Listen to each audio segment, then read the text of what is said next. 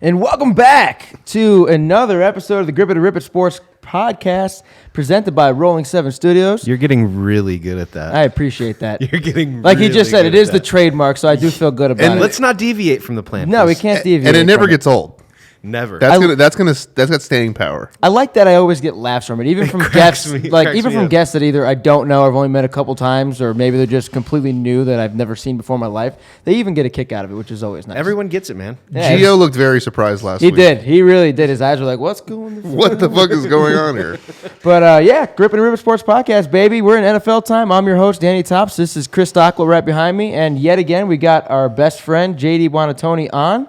Third appearance. Third appearance, baby. We just keep bringing him back. He just got so many good takes. We can't keep him off the damn show. None of them end up being right, but they're hot. Yeah, and that's all that matters. But first and foremost, we did want to give a big-time shout-out to our listeners and fans. We have just dropped on Apple, Spotify, and a whole bunch of different platforms. So really, thank you guys for going out and following and subscribing.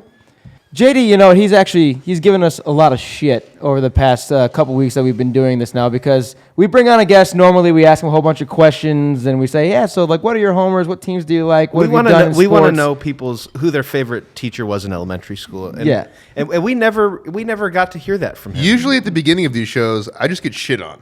Yeah. And I've just grown accustomed to it. We don't have to talk about my backstory. It's okay. No, we can actually Doesn't matter. We can hit a little bit of We can backstory. scrap the whole thing and go Well, down. it all go started down in 1989.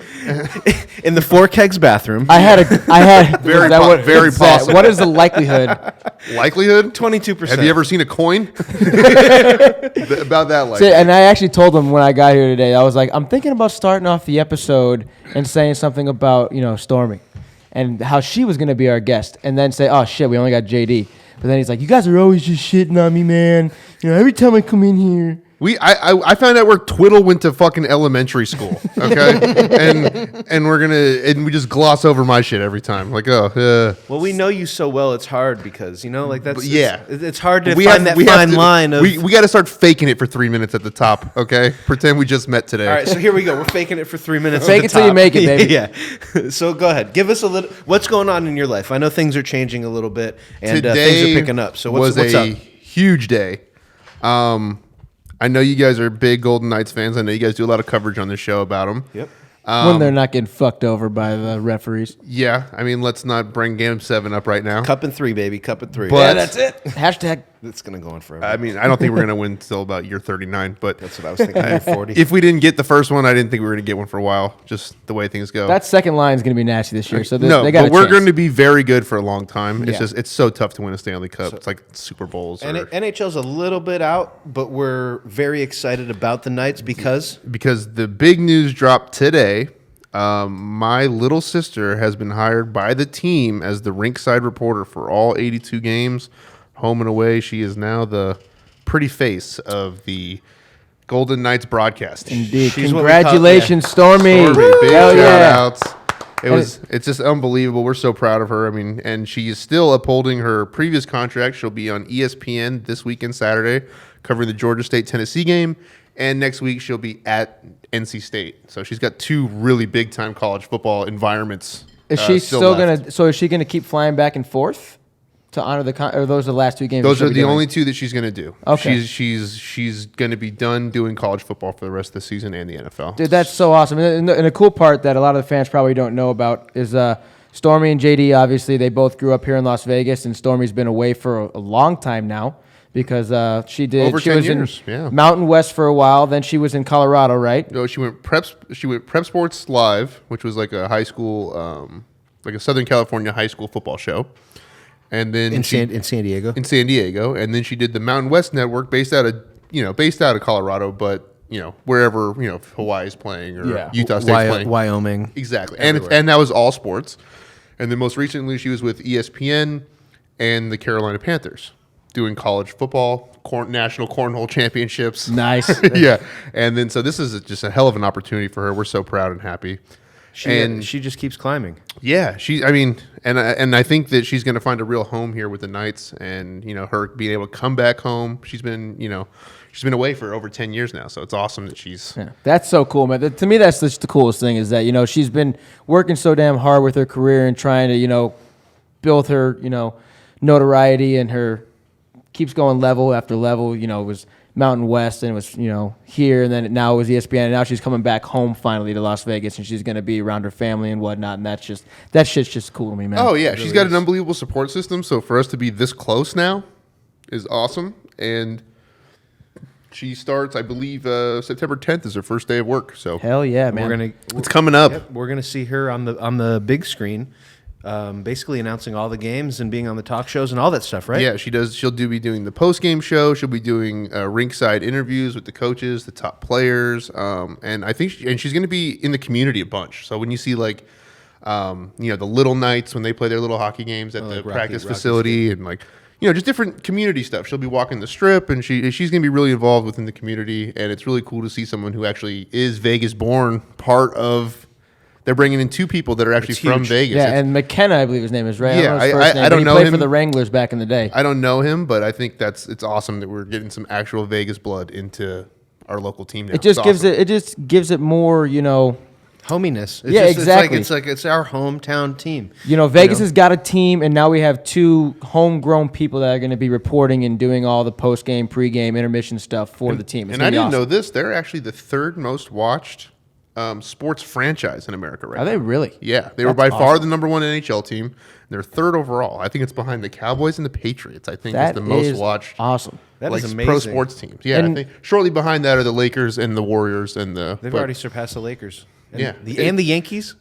I mean, as far as viewership goes, average game viewership, yeah. I mean, dude, Vegas they got a great team. It's a great market, and that's why there's so many teams that have been talking about coming here. I'm thinking, Dan. I'm thinking about Golden Knights Nation. I'm thinking about a podcast. I'm thinking about hockey only. Hockey only. I'm thinking about a separate venture there. I'm thinking about that. You know me. I'm all about sports, baby. We're doing the most these days. I love it. Oh, it's like every day we're like.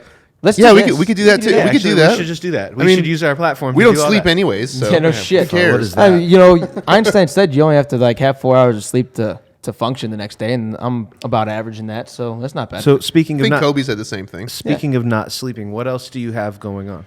Okay, so that's huge with the we have stuff. That's massive. We have our day to day. We're running a bunch of podcasts. We're doing a lot of filming for a bunch of clients. We run this video company called Rolling Sevens, and it keeps us extremely busy. But the segue with Stormy is that I have an interview series that starts on Monday called Beyond the Tape, and perfect timing as it is, timed up really well. Stormy is the guest on the pilot, and then soon after that, we have some awesome guests. It's been artists and literal painters, and it's been musicians, and it's pro athletes, it's journalists, it's doctors. It's people that I think are interesting. I've had a really fun time sitting behind the scenes on that one because you get to really dive into the insight of what makes these professionals tick. Mm-hmm. Yeah, and it's not like your regular thing where you're coming on getting the regular questions that you're hearing in the regular media. You're wanting these people to open up to you, and for the most part, they have been. They've been receptive to the idea. And I didn't really intend for it to be as deep as it is, but when you start talking about people's lives and the things they care about, it gets passionate. And it ends up getting to a pretty deep level sometimes. And it's really cool. And especially, I don't have anybody on the show that I don't respect, so it's whatever their craft is something that I really admire. So we can talk about that kind of stuff forever. Yeah. And that human to human connection, man, that stuff is just so cool when you actually could just sit down. There's no outside biases or anything that's going on. It's just two people talking, having a conversation, and it goes to places like that sometimes, and that shit's just super cool. You learn so much more about the individual person that way. It's just rather than just the. And I think with the certain to your point, the stuff as far as the topics that come up, is that I feel like a lot of the time in the Facebook age and the Twitter age, when you have a character limit and stuff like that, you can never really express the full thought. So people will get taken out of context a lot. So in these long form discussions, when we talk for over an hour, there's no reading between the lines. You know exactly how someone feels about it. So you can't really shred them for anything they say. You have the time to clarify. Let no, them and if you want to take someone out of context, okay, well, watch the entire hour and tell me if it's out of context or not now. Yeah. And that's awesome, Don't just man. grab one line. That's cheap. So yeah, and if you're part of the Grip It and Rip It family, make sure you said next Monday, correct? Next Monday morning, 3 a.m. Pacific Standard Time, so I can get my East Coast people so they can catch it on the subway on the way to work. So yes, make sure if Yeah. you're part of the Grip and Rip It family, go on Beyond the Tape with JD Buonantony. Go like, follow, and subscribe. Are you going to be on all the different mediums to start, or are we still got to work on some of that? Well, all the final processing stuff's going in, but for sure it's going to be Apple, iTunes, and Spotify, and then we're going to be doing individual clips on Instagram, Facebook, and YouTube. Awesome. So yes, make sure you guys go like, follow, and subscribe because, like Chris said, like he said, it's going to be some great stuff. It's going to be some great content with some great conversation. I appreciate that, guys. It's about the guests. It's not about me, and that's the thing that's important. So about our guest, I don't know if we've ever really gotten into your sports background, specifically because we're in NFL. You played football. Yeah, I mean, I took that the furthest. I mean, I played football, basketball, baseball as a kid, and then I played all three in high school as well, but I kind of knew where my ride was, and that was to play football. I ended up playing 3 years in college, and yeah, had a really good time, met some good people, and happy that part of my life is over. As Andrew Luck would say, I'm done taking the hits. So what what exactly do you make of the Andrew Luck retiring so early by today's standards? I mean, you and him are essentially the same age. You guys were in the same class. Yeah, we were in the same recruiting class. Same football Him and camps. EJ Manuel were the number 1 and number 2 quarterbacks my year. I was a lowly 3-star recruit. They were the perennial 5-star 81 D1 offer guys. But yeah, I think it's really surprising. I mean, if I was in Andrew Luck's position, I probably would still be playing. I mean, I played till I was 27 for no money. So probably if I had $100 million on the table, I'd probably keep playing. But I understand where he's coming from as far as rehabbing is tough. It really is. And sometimes you never know if you're ever going to be as good as you were before. I know certainly in my case, I had those doubts a lot. I had the same surgery that he did last year with the shoulder, labrum rotator cuff tear. And for a quarterback, for a lot of guys, that can be the death penalty. Mm-hmm. And it's like the equivalent of what Tommy John used to be in baseball. Like, more recently they've gotten better at the surgery, but 10, 15 years ago, guys didn't come back the same. There's still a shelf life to it, It's like even when you get it, granted, it's a more successful surgery now. It's still that thing is always in the back of your mind. If you have Tommy John, it's like when is it going to go again? Because there's a shelf life to it. It's not your arm is not going to last forever, especially after you have TJ. Well, I get where he's coming from because the Colts didn't necessarily do a great job of building that team inside to out to protect him, and also if you look at the years with Luck out and Luck in, it's insane. He also played very recklessly for a quarterback. You saw him run. You saw him running. He has the ball. a physical nature you too. saw him attacking guys. Yeah. I think that's part of his appeal though as well. So it's the fine lines. Like people love Cam Newton because he runs the ball, but if he's going to be banged up at the end of every year, is it worth it? And that becomes the question, right? Is it the Colts organization's fault though? Because for his entire career, the years that he played, he is the most hit quarterback in the NFL. Now, granted, yeah, there might be a little bit of recklessness to that, but they never gave him anybody until they got Quentin Nelson last year, who was an all-pro rookie. Yeah, it's not any one thing, but like supporting cast is a big part of it. Also, Andrew Luck, he holds the ball for a long time. If you look at like we'd have to look up the actual numbers, but like snap to throw, I bet you he's in the bottom half of starters in the league because he tries to get to that 4th progression, 5th progression, scramble, extend the play, then make the throw. Like, it's not like Brady, for example, catch and throw on about 40% of them probably. He's like under 2 seconds half the time looking for his throws. So, but that's a testament to being able to play the game a long time. I think at this point we're learning that that's actually important to get the ball out quickly. I mean, it's not anything that we didn't. It's not rocket. Like we've known this, but these guys that are holding onto the ball, Romo got destroyed. Luck, every one of them has injury problems. Retired early. Yeah, it's a reoccurring. Aaron Rodgers is like the poster child of that the past 5 years. It's a reoccurring theme. He has no running game, so he's been asked to run the ball, extend plays, do so much more. When has he not been like he's never gets banged up? He's never injured, but he's banged up all the time. Yeah. He's like there's always like some lingering injury where he's questionable until Saturday. It's the difference Saturday. between injured and hurt, right? Like if you're injured, you can't play. If you're hurt, you're still playing. But these guys, he's getting to that point where he's hurt, but still able to fight through. But it affects him too. It affects everybody. And I wonder though, do you think that this is a situation here? He's a Stanford guy. Okay. I don't know how many quarterbacks are Ivy League, graduates. Can anybody name one off the top of their head? Fitzpatrick out of Harvard. I mean, I think there's one kid out of like Dartmouth or Cornell, I want to say. But either that, he's like a third-string guy. So though. he's a super. You would consider him a very smart man because just for the sheer fact that he has a bachelor's degree from Stanford, an Ivy League school. Do you think his smarts plays into the fact that he's retiring early, just knowing that playing football to him might not be worth it to keep dealing with the injuries and then have to deal with the prolonged, problems that come with some of the injuries that he's had for, Eric Dickerson was just on Dan Patrick's show and said that he had to sleep sitting up for 2 years after he retired from football. I mean, Jim McMahon's one of your favorite players ever. Yeah. That dude can't get out of bed right now. So, like, I understand about the long-term effects, but I also think that a lot of guys that have, like, a kind of a comfortable life, like, I'm not trying to talk shit, but, like, I mean, they're pretty well off, the Lucks, So it's not like he ever really needed the money. He's already collected $24 million for this year. So it's like when you start looking at these guys, like their quality of life is outstanding. Why should I put my body on the line? If I'm already rich and I'm already well taken care of and I'm educated, like a lot of guys are coming from shit situations and they have to play because they need those checks. Yeah, that's different. If you're coming from a low income family and your only way out of wherever you were at was playing football, then the situation is going to be different than what Luck's in. So I think these guys that have like a little bit, like it's not even like crazy family money, but these guys that come from an upper class background, they don't need the game. Yeah. And I think a lot of people do that are playing pro sports. So do you put any stock into maybe him taking 366 days off and going and being the face of the XFL, possibly with his dad being... That would be insane. I don't want to ruin my bold prediction. Look, the guys told me I had to prepare like a bold prediction. So I don't want to delve too far into that. We didn't even write that down. That just came to me as we were. Well, it's not. I was going to bring it up that his dad is what? Is he part owner? He is the CEO or something. His dad has a stake in XFL. But yeah, head owner or something. I have some plans for Mr. Luck. That would be for the bold prediction. That would be fucking insane if Andrew Luck, a top tier perennial all-star quarterback. What if he gets like? Well, what if he gets $50 million a year from them? Like that's a smart business decision. Well, yeah, it's like the guys that are fighting Bellator, like Rory McDonald or something. They're getting more. Like you could be the 5th guy in UFC, or you could be the number 1 guy here and make more money than anyone ever. Like it's an easy decision for me. Like Steve Young did it coming out of college.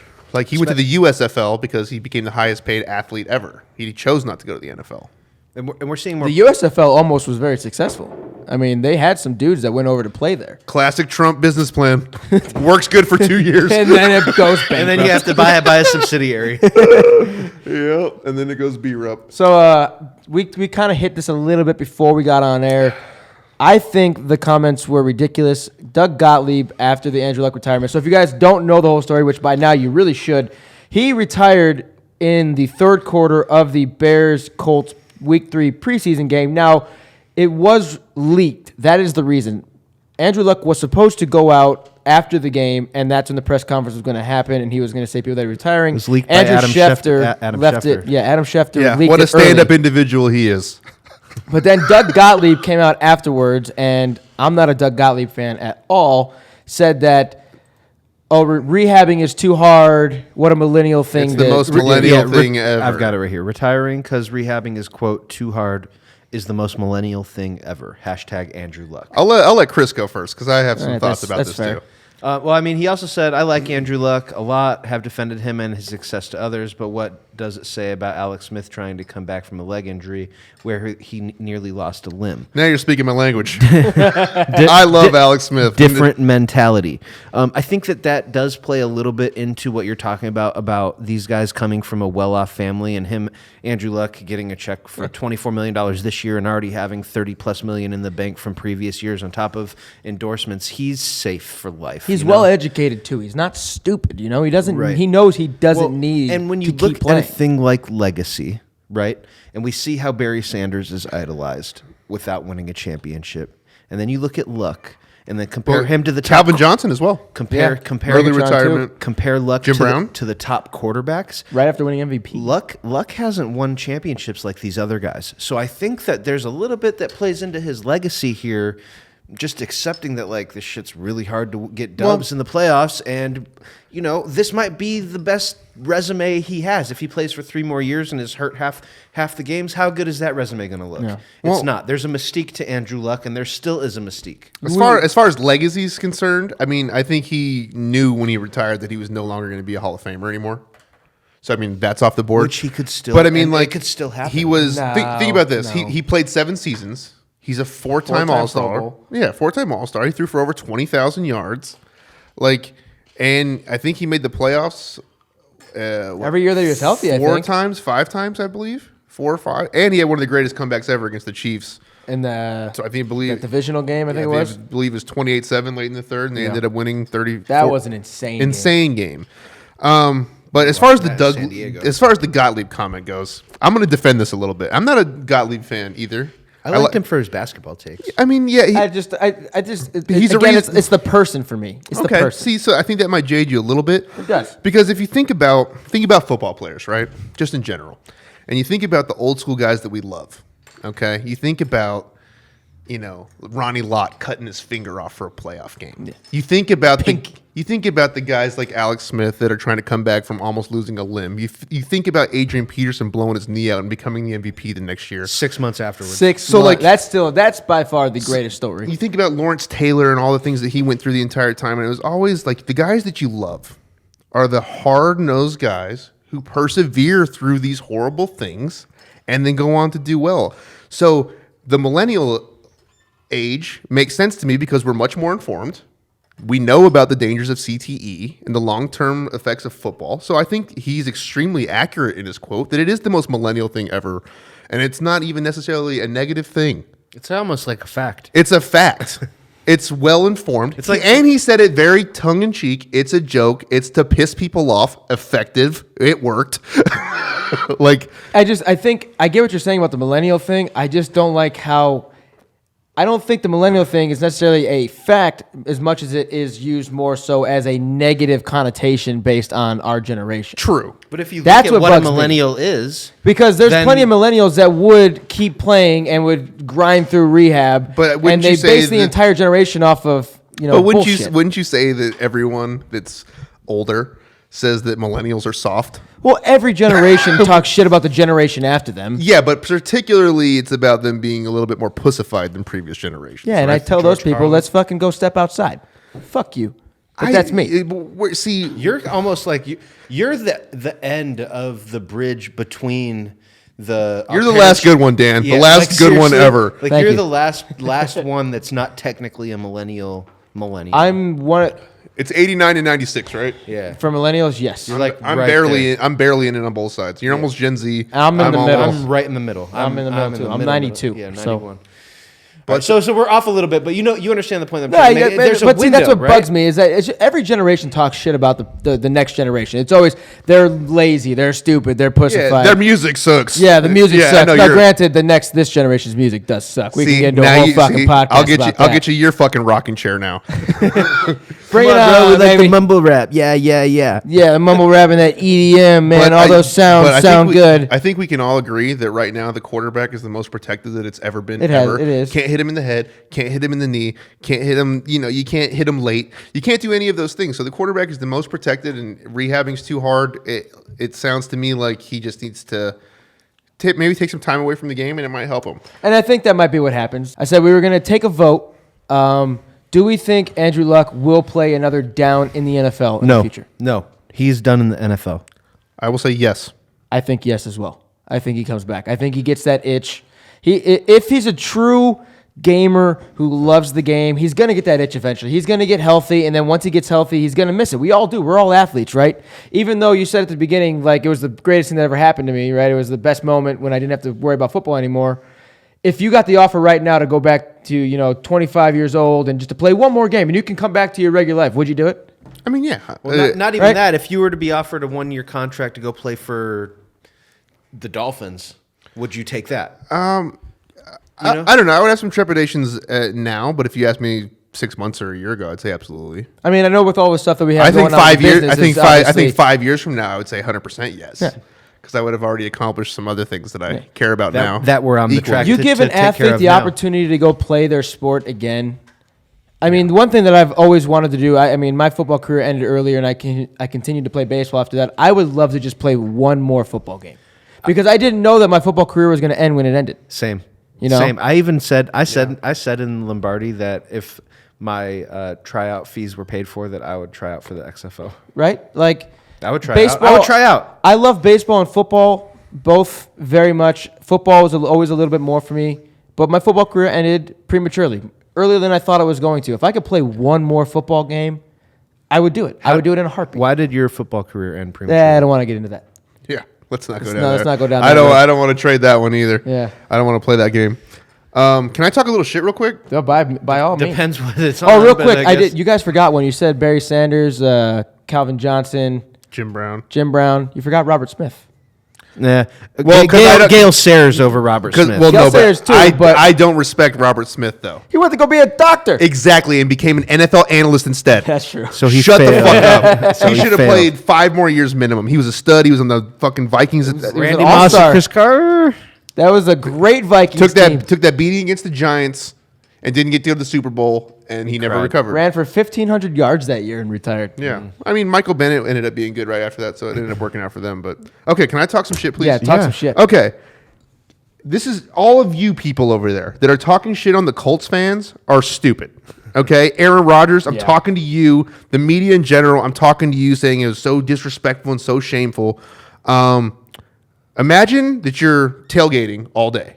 And you're saying that Andrew Luck's going to be the MVP And drinking. and drinking all day and saying that the Colts are going to go to the fucking Super Bowl. And you have a $100 wager on Andrew And, Luck like, to be the MVP. and you already hit your 8 to 1 straight bet odds. for the first half of the fucking game. And then they put Andrew Luck retires on the fucking Megatron.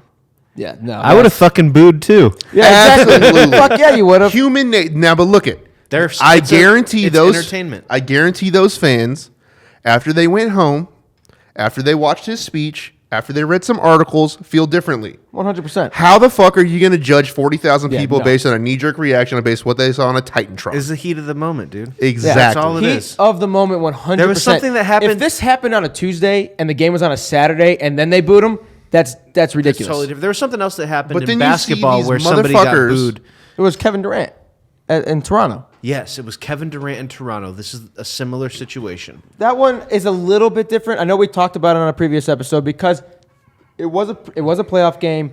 It was an injury. It was wasn't and a the Raptors were retirement. reacting Yeah. to them being able to make it to the final or to win the finals essentially. A little bit different, but I get what you're saying. Same, there. same kind of I scope don't. though. I don't Yeah. get those Canadians the benefit of the doubt that I give the Colts fans, though. Okay, that was malicious. This was disappointment. Very different things. Yes. You're being told you legitimately have an outside chance. You're a top 8 team. You're looking at the possibility of going to a Super Bowl this year. You have a great offensive line. You have a great quarterback. You still have T.Y. Hilton there. You have the Andrew Luck's what, the 6th best quarterback in football? If- 7th. He's in the top easily 10. there. Easily there. You know. So And then all of a sudden, you're fucking in week 3 of the preseason. Your entire house of cards comes fucking crashing down. Thank God they flipped Philip Dorsett, man. the KOD. Thank God. O.J. Simpson. I can't wait. That for motherfucker- I can't wait for my bold prediction. Can't wait. Yeah, mine's good. I Mine's can't really good. But OJ gave Andrew Luck the kiss of death. He drafted him in fantasy league a mere 90 minutes before the announcement. My pops drafted him too in his fantasy league, so he's not too happy about it. Now I'm the one that has to fix the problem. I just hate this fucking moral high ground that these people are on. Yeah, that's just They're ridiculous. like, these fans should be so disappointed in themselves. They should go home. They didn't and even go know why he retired. They should go slit their wrists. Like, no, dude. Like, they had a knee-jerk reaction to some horrible news. After 8 beers. Yeah. Andrew Luck was Yeah. planning on doing the retirement press conference after the game, and Schefter leaked it. The fans didn't have no fucking clue Like, why he was retiring. Imagine that us three right now are at the Lakers-Kings preseason game, and then in the LeBron third quarter James they say retires. LeBron James retires. We'd be pissed I too. would boo till I got escorted out by security. Yeah. Okay. Nah, yeah, and those people I are am the ridiculous. biggest LeBron James fan that is alive. Hashtag Funko Pop sponsors. Yeah. Okay. Please. Yeah, no, that was ridiculous. The outrage that came from the Yeah. fans. All these guys going. getting on Twitter and ESPN, they're running their fucking mouth trying to get headlines. There's real people that we could turn our nose up at. They're called Antonio Brown. Those are the people we should be upset at. He's a still causing problems. 3 weeks into preseason. he's Week a 4 now, right? Going around. repeat offender for us. Just give him a blonde mustache and ship him out of town. Don't come to Vegas, please. Oh, Don't. God, I would just love for the fucking Raiders to have to stay in Oakland. I would love it. If I would have gotten the Chargers, I would have denounced the 49ers forever and been a Chargers fan for life. And the only thing, You would have denounced? Or the Rams, yeah. And I would have the been like, this only is my thing- town, this is my team. the only thing that made sense at all on paper was the Rams here, and then the Chargers and Raiders to LA. Like, why didn't the Raiders just go home? Would have been great. The Raiders should have just went home to LA. Why the fuck are they here? It should have been the Rams. Our state Rams animal or is the a Chargers. bighorn sheep, Well, dude. it's not- the our fucking it's- state animal is a ram. It's not the Raiders' fault. It's so First dumb. of all, It's so dumb. the Chargers, as soon as they saw the Raiders applied for transfer, the Chargers tried to attach themselves to the Raiders. And then the Rams did the same thing. So we had 3 teams going to one city. The Raiders realized that was bad for business.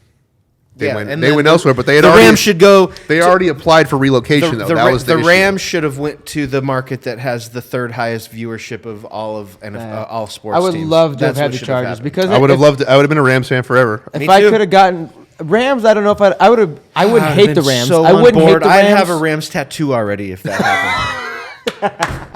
Love that. All right, we'll say it right now. If it's right now or in 50 years, if the Rams come to Las Vegas, Chris has to get that tattoo. I'm getting we a will Rams film tattoo. that. Yeah, 100%. I would have loved the Chargers yes, though please, because it's God. an AFC team, and then I could have an NFC YouTube always Bears finds team, out. AFC team. You know, that would have been Dude, great. I hope it happens. That means we don't have to deal with the Raiders anymore.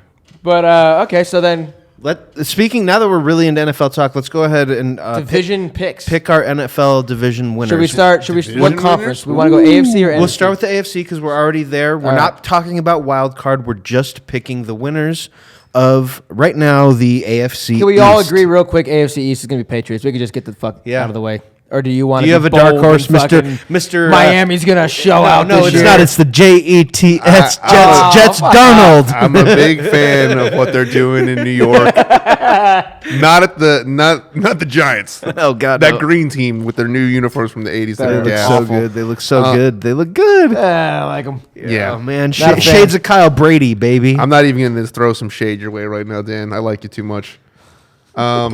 But yeah, it's going to be the Patriots. Okay, good. Moving on. AFC West. Ooh.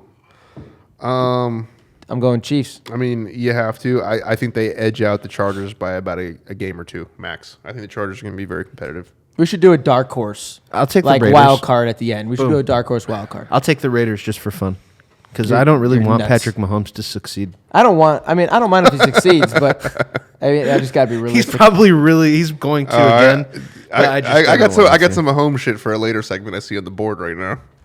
Oh, I'll keep it to myself. Fair I enough. see something on the board, and I'm really concerned on which one it is. Yeah, I got some Mahomes stuff for you. AFC North. AFC North. I've got the Ravens. I just can't bring myself to do that. As much as With logical, Lamar Jackson as the quarterback, I can't. as logical Hey, as it sounds. You know, we talked about the pass attempts. He's expected to get 30 this year. I feel like that's worst case scenario. I said You don't 25, want that. 27. I think he's going to be much. I'm not a fan of Lamar Jackson by any means, but I think he's going to be much improved in the passing game. He's not going to have the leash on him like it was last year. They kept it so generic, so quarterback running power run based. I think he's going to throw about 27 to 32 times a game this year, and he's going to be okay.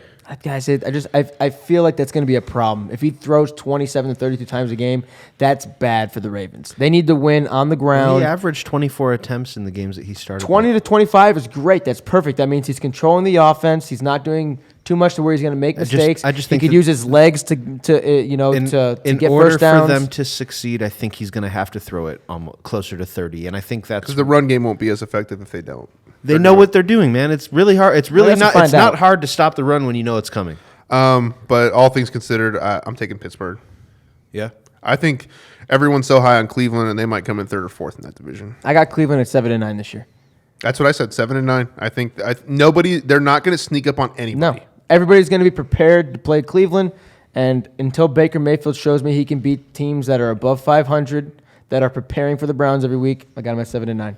So who are you taking? I'm going Pittsburgh. So Steelers, Ravens. Yep. AFC South. And I was really considering the Bengals. So keep that in mind. Now that's bold.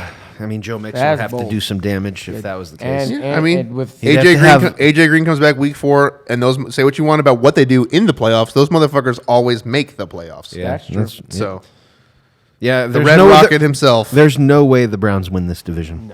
No, and I Division- think, that's a and I tough think And everybody's high on and them, and I am high on I them. think but most people are picking that. I think the Browns are going to be extremely exciting. How many wins that translates to is yet to be seen. 6. 6 and 10, 7 and 9. I don't think. You're right there. I think if they have a great year, they'll be 9 and 7 yeah, in a that's fair. great year.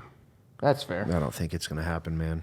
There's just too much tape on Baker I mean, now. You know, the NFL, every game is like 3 to 7 points though. So All it's of like, them. you know, can Myles Garrett get that forced fumble in the fourth once or twice this year? That's the difference One between 7 and big 9 and Baker 8 and Mayfield 7. throw. NFL is the truest game of inches, and you could literally lose multiple games by under a foot. To quote- combined. To quote my man Al Pacino, 6 inches in front of your face. Yeah, it's a game of inches. Now I can't do it for you. I'm too old. Let's not go down that path either. I'll do, if you want me to, fans, you tweet at us and you let us know. Grip it and rip it. Twitter. If you want me to do the entire Any Given Sunday Al Pacino Dan speech. and I will rip it together. 100%. Drunk, and then we'll follow it up with the Independence Day presidential speech. Today we celebrate our Independence Day. Love that. God. All right, Bill so- Pullman, baby. So Love you. nobody's taking the Colts to win the AFC South, right? Nobody believes in Jacoby Brissett like that. Just wait till my bold prediction. I actually do believe in Jacoby Brissett. Just wait. But if he has a very good year and everything goes the Colts' way, they're still going 4-12. I thought that was going to go way different. Honestly, I think that the Colts should just shelve Jacoby Brissett or try to trade him anyways, and they should just sign Curtis Painter for Curtis fucking Painter? for a 2-year deal. Curtis Painter's the guy they started when they needed to draft Andrew Luck. Just let him play point guard for the Rockets. Who? Brissett? I don't get it. I hate Russell Westbrook. We're not even getting into that. I was making a joke about Curtis Painter. I gift-wrapping the really number one cannot. pick I to the cannot Colts. wait to get to the. He had predictions. one of I the really can't. one of the all-time safeties in the history of football. Did he? Yeah, he ran out the back of the end zone, didn't realize he did it, and took like 15 more steps and then threw it. I think I remember that clip. I would love to find that. And All right, use so it here. but who do we got? AFC South. Yeah, it's you. AFC Is South. it on me or is it on him? Anybody. Someone spit I will something take the out. Houston Texans if Deshaun Watson plays more than 10 games. There's no contingencies. You got to pick one. Then He the, did. then the Titans. Fuck is this? So, so when we're saying Deshaun Watson gets hurt by week 7, I think that's got to be the plus or the love over the- under is week 7. Everyone's talking shit at Andrew Luck like this guy hasn't had 3 knee surgeries already. He's and Lamar 24. Miller just went down. Yeah, so he's going to have to carry the load even more. So, we'll see. But I like it. I love the Texans, but they're, J.J. Watt, is he going to get the season? Jadeveon Clowney, is Might he going be- to play this season? might be Davian traded. Clowney's Might been be. talking. He's on the trading block right now. I think that'd be a huge mistake. I think Watt and Clowney off the edge could be the best tandem ever. It if should they're be the healthy. best tandem if ever. They're It healthy. should be. I'm going to go a little bit outside the box here. Houston, I feel like is the odds-on favorite. I'm actually going to get a little crazy and go Jacksonville. Taking my that's go you're Jacksonville. not sniping it from me, but No. I'm on the same page with you. Great defense. I think Foles can come in and control the offense. If Leonard Fournette can stay healthy, I'm finally going to resign my disdain for Nick Foles and actually say like he had some great years he's in Philly too. he's a Big Dick Nick. yeah, he's a quarterback. He had a 99 card in Madden. He's a quarterback's quarterback, Like I think that's a perfect offense. fucking love Nick They've got a Foles. ton of weapons at receiver. I think this is the year. This is my year for Leonard Fournette. This is the year that he's going to come out and do those things that they thought they were getting at him. I wouldn't say with- tons of weapons. They don't but, got tons of weapons at wide receiver. Leonard Fournette could be amazing But if he like, stays do healthy. have tons of 2 weapons years at wide ago, they receiver. made it to the AFC Championship, right? They're and they were moments away from beating the Patriots, right? They had the lead. They should have beat the Nick Patriots. Foles is a serious upgrade from Blake Bortles. 100%. If that defense is that defense, The defense isn't that defense, but the defense is still a top 10 defense. I mean, which is going to I'm a help you big- win games. I love Jalen Ramsey and the shit talking. I love that he DMs star receivers' girlfriends. I love all of that. That is great stuff. It's great stuff. And Calais Campbell's still on the squad, right? Then I'll double check real quick. the defense is going to be the defense as far if Yeah. they got an elite corner and elite DN. You're they're looking gonna be fine. at Calais Campbell, Marcel Darius, Miles Jack, Jalen Ramsey. I think they moved on from A- Dante AJ Fowler Bouye. too fast, unfortunately. He's Gave him up to the Rams. Rams, man. Yeah, exactly. Fucking Rams defense is Scary. Yeah, it is. Dude, well, we were talking about the XFL. You guys see Ndamukong Suh? That's where he's headed. He's going to be the highest paid athlete in football Until Andrew Luck signs. until Andrew Luck signs. The XFL, Sorry. if the XFL gets their business plan right, and I know this isn't on the script today, it's a little bit of a tangent, but if the XFL gets their business plan right, because that's what happened the first time is they didn't have a good business plan. They had some amazing ideas that we all know that the NFL took from the XFL once they went under. If they can implement a solid business plan, the XFL could stay. Do you remember the coin toss for XFL? Yeah, it was they threw the ball or whatever. They put the ball at 50. Everybody and you have to sprinted run towards to it. It's essentially like I've got it. We had season tickets to the reverse XFL, fumble baby. okie drill. Las Vegas Outlaws. baby. He hate me, Rod Smart. I have some trivia for you guys. I want to see. This will be a live test of your football acumen. I'm typing it into Google. Yeah, no shit. All right. Who Where the fuck this is the only league MVP in XFL history? Tommy Maddox. Tommy My Maddox. God. Yeah, it's a Pittsburgh Good Steeler, baby. shit, man. I'm impressed. I think they run a sports podcast or something. It's like we're meant to do this. Yeah, a little bit. No fucking way. I didn't know where that question was going, but that one I got. I could do that. Tommy Maddox, he was the best XFL player that they had the 1 year, and then went on to be the backup for the Steelers. Or actually, he started He 1 year. Played in the playoffs, I think. Yeah. Actually, Started one full he year for the was Steelers, didn't he? More than that, he was a league MVP candidate once. I think he finished fifth Did he for finish MVP. that high? Oh, yo. Because that was before Roethlisberger in got the there. movie Green Street Hooligans. Oh, The here we go. coke-headed lawyer that gets Elijah Wood kicked out of school is talking about a fantasy football trade, and he mentions Tommy Maddox as the quarterback that Does he's he trading. really?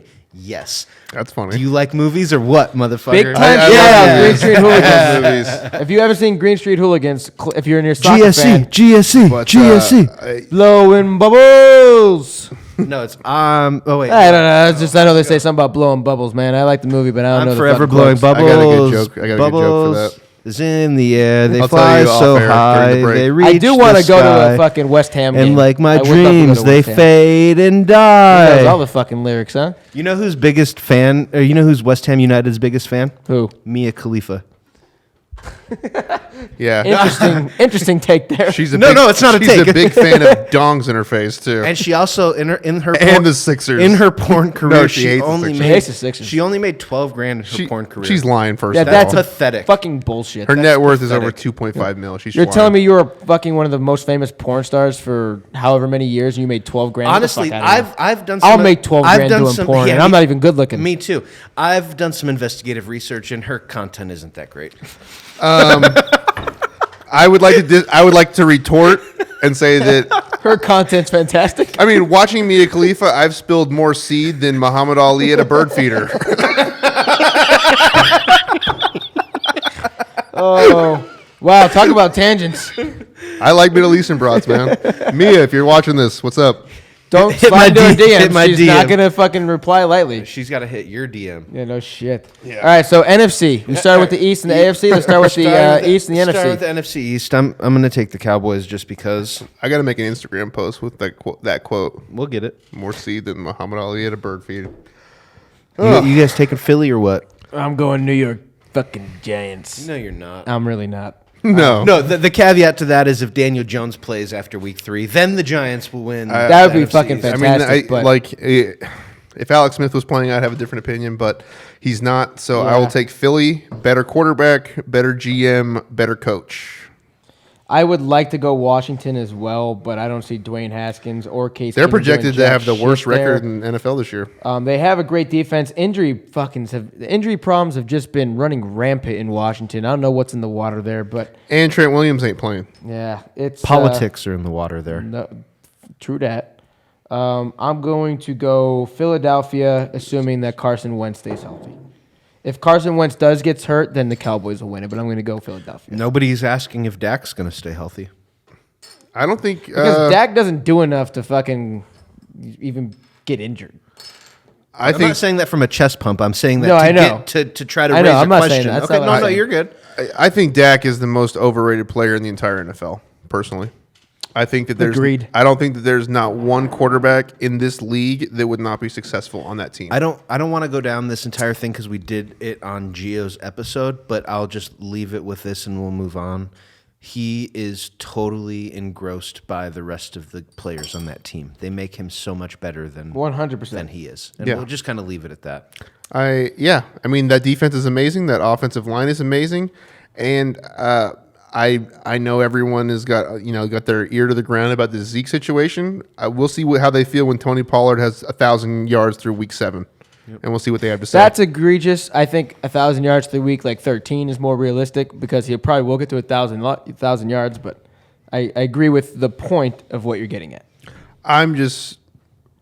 I think that both of the guys that are fighting over money on that team are like literally the least important of the entire team. And Zeke is a generational talent. I think Dak has a lot of talent, but they are extremely interchangeable because the supporting cast is that good. You got a great offensive line, a fucking top 5 defense. Yeah, no, I agree. Jalen Smith and Van Der Esch are frightening. So in the DeMarcus Lawrence off the edge, frightening. Like, their defense is that good. Their O-line is that good. and their DBs are finally showing out. And unfortunately, Zeke's not going to be playing these first few games. And I don't know if you've seen the Cowboys' first 3-4 games. They're playing a bunch of shit buckets. Yeah. So I think they might actually look good and fake people into thinking they might be worth the money. And I think they're going to undervalue Zeke through about week 4. And then when week 5 hits, when the schedule gets a little bit harder, because I think who are they playing right out of the gates? I think it's pretty 5? bad. Either way, that's what they said. Their first couple games are trash. Yeah, it's like the Reds, Washington It's Giants. the Redskins. It's the Giants. That's what Jerry's going to do. Jerry's already said that he needs Zeke for the playoffs, and he needs Zeke fresh. First so 5 I weeks, wouldn't or be 3. surprised It's if 3. First 3. I'm sorry, Chris. Go ahead. Actually, I'm just going to use that for my bold prediction.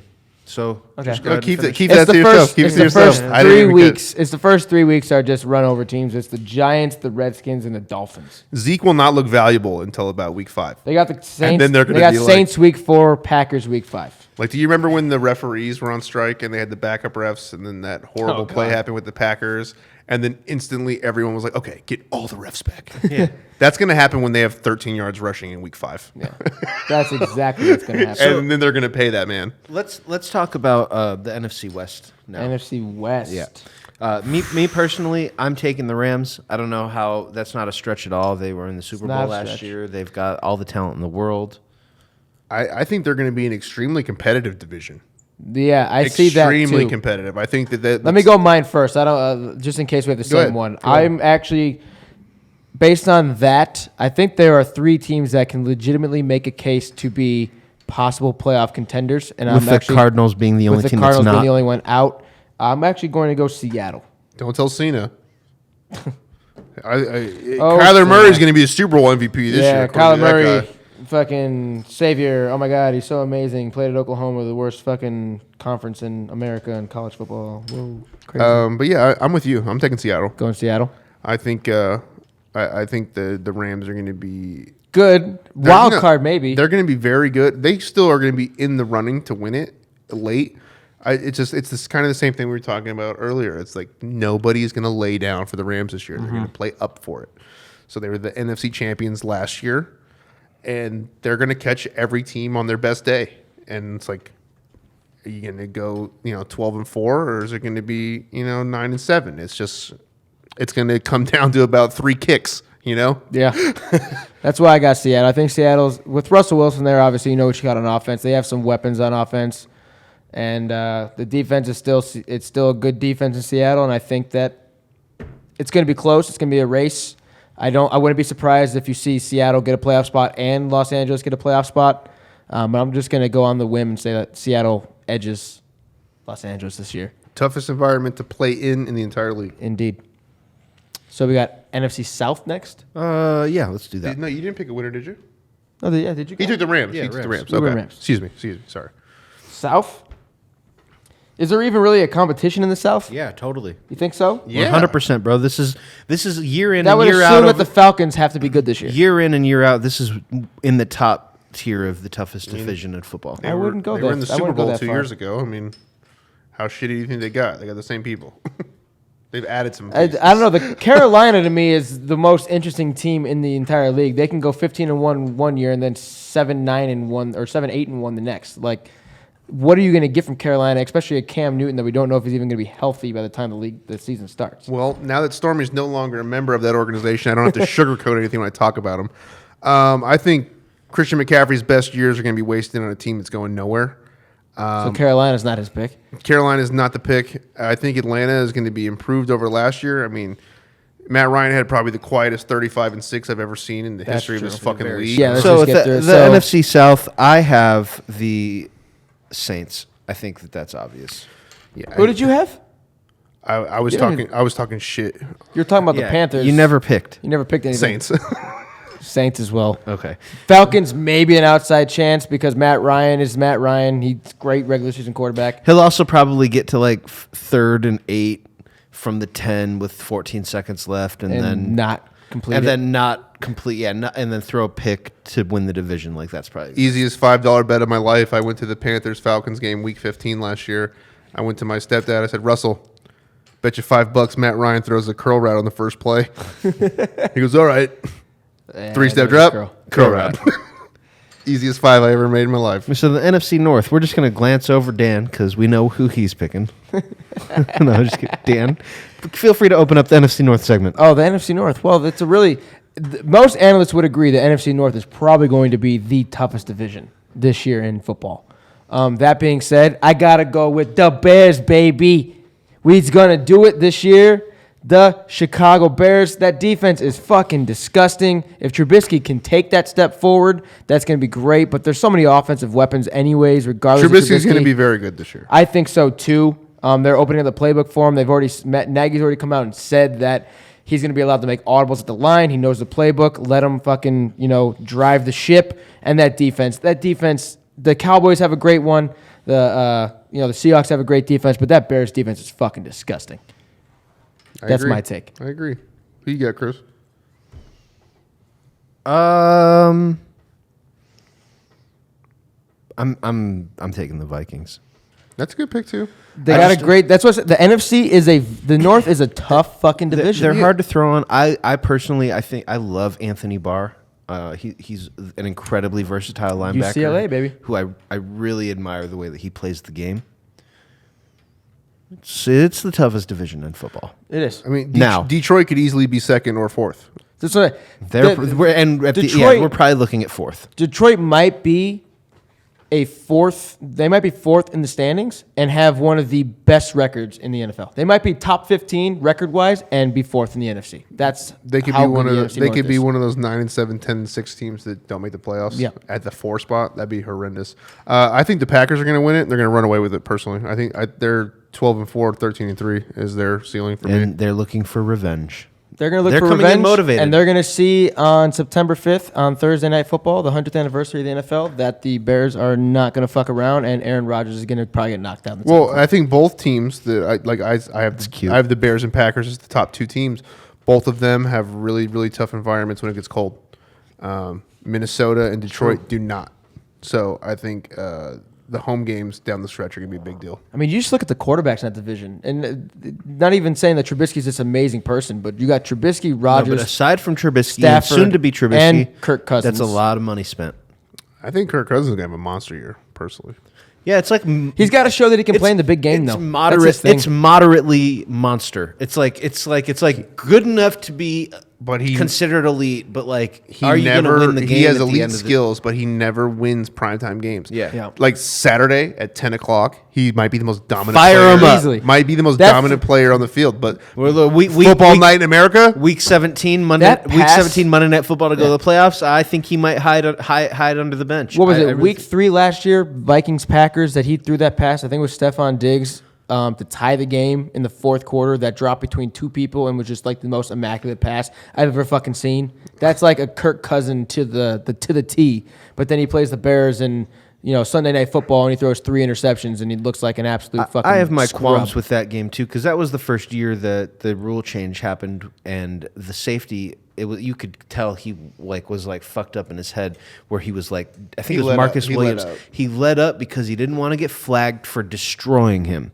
And then That's a whole different conversation if we want to go into last penalties and helmet to helmet. personally, I hate what the NFL is doing with this instant replay garbage. Yeah, the whole fucking Every Hail Mary the PI ever. thing is going to be Ever. very fucking interesting. I'd run Hail Mary every play. I'm sure. Why not? Just I'm throw it sure fucking we'll be deep. talking about it moving forward. Throw it deep and then throw the fucking challenge But flag. for now, let's get into our pick of the week segment. We do kind of have to motor through the rest of this list. So Okay. All right, for pick of the week, we're going to go ahead and segment this right now. This is the first time we're going to have records up because on episode 1 of season 2, we were Oh, fresh. counting there's- that? I thought we said we weren't counting that. What do you mean you're not counting that? Ah, fuck you guys. Well, if you got it right, you would have wanted it. You fuck. You've got that's true. Alabama minus 35. What do you mean? I think it's 30. I thought it was 32. No, it's 35. Fuck.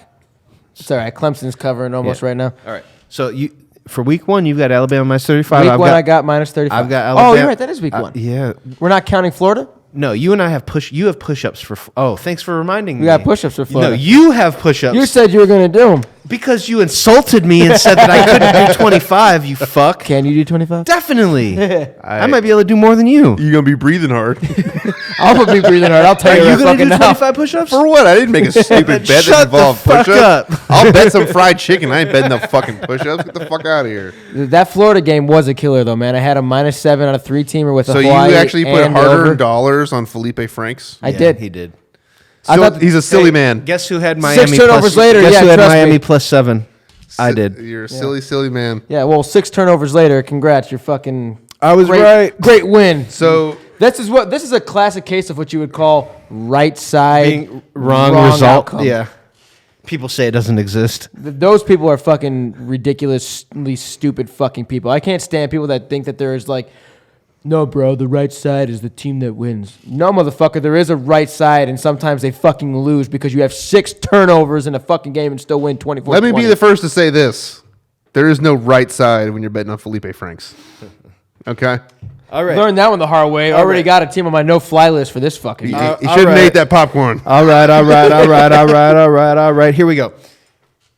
Pick of the week. Who we starting with? I'll start. I have mine. Mine is the Ravens minus 5.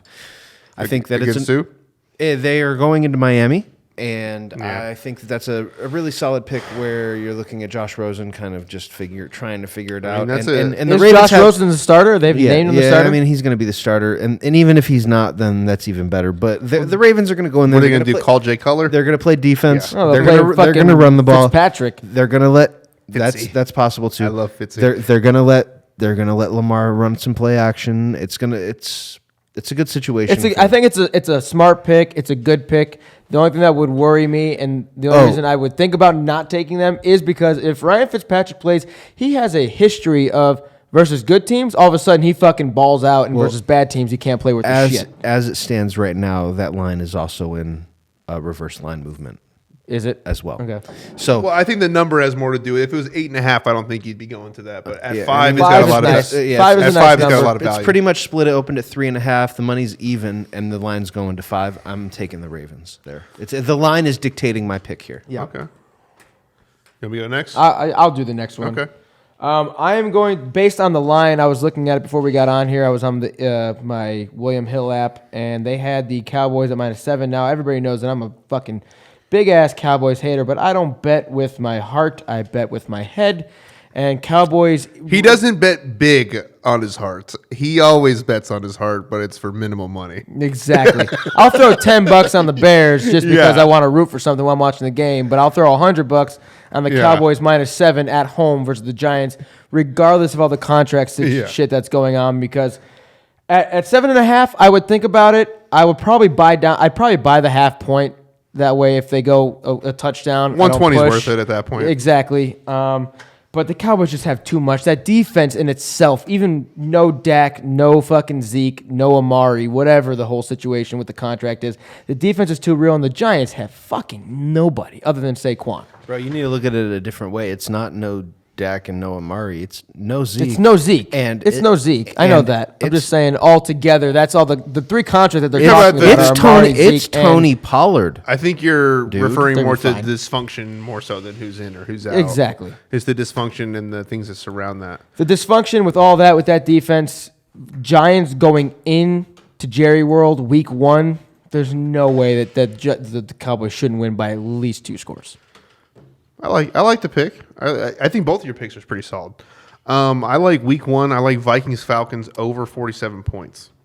I think both quarterbacks feel like they got a lot to prove, and I think they're both going to have really big games to start the season. They've had 6 months prep for one team. Who's at home? Who's at? I think it's in Minnesota. It's in Minnesota. So that's kind of the reason I went with it, because it's going to be an extremely similar environment with it being indoor, turfed out. I think it's going to be exactly the same. I think that this could be one of those games where the total is close at halftime. I think it could be like a 14-10 type game. 21-17 at half. Yeah. I think that's fair. Well, with Minnesota being at home, I think you make a great point. It's that it's going to be Kirk Cousins in Minnesota is probably going to score. So if they can put up 3 scores in the first half, that gives you 21 right there out the gates. And Matt Ryan's gonna, he's got weapons. He's gonna score. Both defenses are extremely fast, and turnovers turn into points. That's true. The linebacking core with Atlanta, extremely fast. We all know about Harrison Barnes. We all know about the front seven in Minnesota. Harrison Smith. That's what Harrison Barnes. No, this is not an NBA. We delete show. Matt Barnes. Yeah, pick that up with Cena. No. We delete Matt Barnes out of 2K. I said Harrison Barnes. Yeah, well, he could get deleted too. Harrison Barnes actually, he has the 2 worst NBA shooting percentages ever. That's his whole. He went 0 for 11 and 0 for 12 in consecutive NBA Finals games. That's a side point. Anyways, Vikings over, and I think it goes over. Maybe even in the first half. Very possible. It's funny, dude. We posted that picture that you put up of the board in the whole room. I've gotten like 5 texts since we started the episode. My buddy Dom, who you met at least, when we went to Big Bear, he just texted me. He said, and this is a great segue. Didn't think this was going to happen, but it's what's going to happen right now. Is Brady a system quarterback? ? You should be banned from your podcast. Segue. I'm going to let you guys go nuts on this first. I have a lot of opinions regarding to this. I think that's specifically coming from somebody who believes that Brady is not a system 100%. He's not a Brady fan. He's a Vikings fan, so he'll like your pick most likely because I'm guessing you probably think the Vikings will win that Week 1 game. But I think it's going to be a high-scoring affair. Pick the side, toss up. But I'm not trying to appease. He's a Brady I'm not trying lover. to appease anyone in the Twitterverse. You random guy. I think that Brady is a winner. I don't necessarily believe that he is a system quarterback, but there are a lot of people that just look at the numbers and they want to look at his athleticism and they want to look at the spark rating, and they want to sit here and say that, oh, it's Belichick that makes him. Where Belichick does have it correctly, but at the same time, something happens for some players when the lights come on, they just play, and they just win. And I think that that's Tom Brady. So while he may be able to attribute some of his success to the system wouldn't have been able to thrive without Tom Brady. Okay, so then let me get into what I was going to say there. Because I'm still on the fence here, as you can tell. Way to pick a side, Chris. Yeah. It's a little bit of both with a lot of layers. That's exactly what it is. I think every great quarterback is a system quarterback. Now, let me explain what I mean by that before the fucking entire social media universe freaks the fuck out. Tom Brady, Aaron Rodgers, Brett Favre, Joe Montana, name any quarterback that's in the top 10 in the history of the NFL. They are all great system quarterbacks because they do 2 things well. 1, they play well and they understand the system that they play in.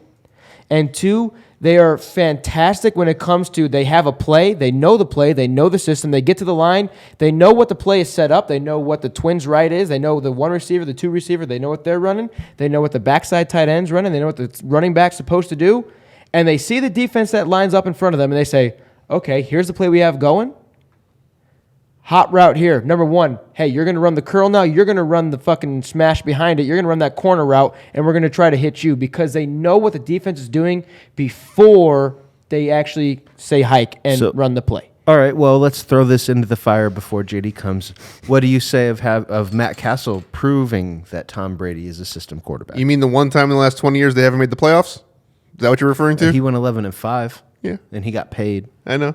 Okay. And he went to Kansas City, and he had a pretty good fucking year. I'm just adding kerosene to the fire. I know. I think the system was less of it. He had Wes Welker and Randy Moss in their primes, And I think that's more why Matt Castle was great That 1 year. that 1 year. He had one decent year with Kansas City, but That's it. He had one good year in Kansas City. As far as this system stuff, there's a lot to unpack. First of all, I want whatever system I run, I want my quarterback to be a system quarterback. So I agree with you 100% on that. I think what people really mean as far as the system QB thing, I think that the Patriots have the best system in general as far as they are the best scouting. They're the best at developing talent. They're the best defensive schematically team. So it gives you huge opportunity to win. And Tom Brady's known as a winner, you said. And people, people hate winners. People hate winners. And people want to true. detract from Brady, so it's easy to just point But at I Belichick don't and be like, see, yo. This is where the system stuff runs short. You see these guys that like these Oregon quarterbacks, for example. Masoli, Dixon. When they have to improvise is when the issues happen because they're so used to running certain systems. Watch Tom Brady in clutch time. When it's clutch time, it's Brady time. It's Brady making there the fucking is calls. okay. And as far as the actual system is concerned, what plays do the Patriots run that every other NFL team doesn't run? It's the same stuff. What is it? Is it some mysterious route combination that doesn't exist on the other 31 teams? And before you go any further, I would say that the whole idea of a system quarterback is based off of the IQ of that quarterback, right? Is that fair to say? I think system quarterback is not ever really the right term. I think that people, when they say game manager, I think that more speaks to the player. That's usually a negative connotation. It's always a negative connotation. He's a game manager. He's a this. He's a that. I think that's more of what I would consider a system quarterback is a game manager. I don't think anyone on planet Earth would call Tom Brady a game manager. No. I think that would be foolish. But it's your naysayers that are attributing Belichick as basically saying that Belichick's success is the reason Tom Brady's successful. I will say it right now.